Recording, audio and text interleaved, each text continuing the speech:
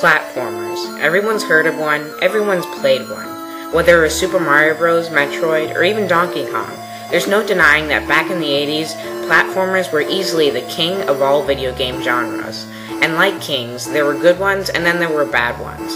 Well, the Wizards and Warriors NES series was somewhere in the middle. The first game was okay, it introduced the characters to us. The second game is widely regarded as an improvement over the first. And the third and final game was boring to play and just tedious.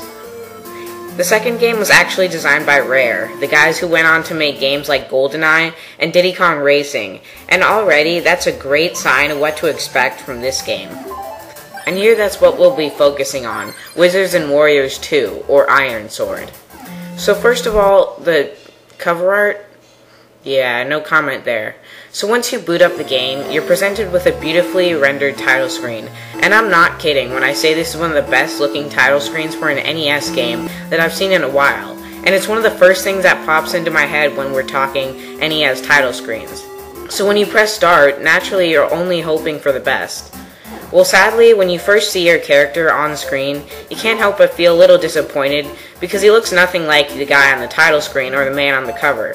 But at the time, there were a lot of games like that. Mega Man didn't look like he did on the cover, and same goes for Section Z, Deadly Towers, and even Mike Tyson's Punch-Out! But if you sort of forget about previous expectations, they still turn out to be good-looking characters.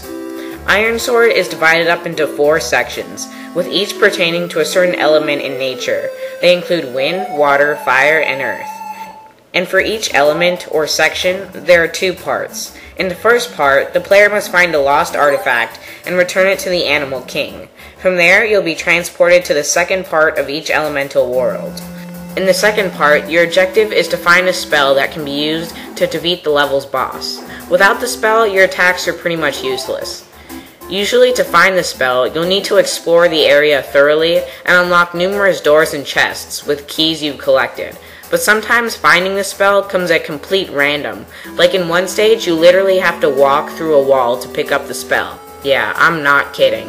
And it's dumb decisions like that spread throughout the game that practically force you to look up a guide online. But still, with this game, there's some serious platforming fun to be had.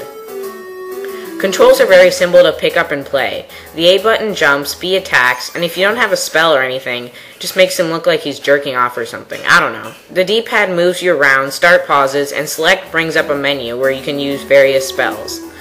I admit the controls are a little loose at first, but you quickly get used to it. The collision detection, though, in this game can be way off sometimes, and it can become really frustrating after a while. Also, just when you're jumping around, there can be a ton of things flying at you at once. Thankfully, though, the game doesn't suffer from slowdown and flickering issues. Also, the music is pretty catchy, and you might even find yourself humming some tunes, especially if you play this game for hours at a time. And that's also complemented by fantastic 8-bit graphics that are colorful, detailed, and fun to look at. One of the huge problems with the game, though, is that it can get pretty hard, and with limited continues, it was nearly impossible back in 1989. But of course today, we have our resources, and there are some very helpful codes you can enter to add to the number of continues you'll receive. Overall, Ironsword Wizards and Warriors 2 is a fantastic game that, despite its flaws, is still one of the most memorable NES titles I've ever played. And also, considering people usually don't think highly of this game, you can probably find a copy cheap. And believe me, it's worth every penny.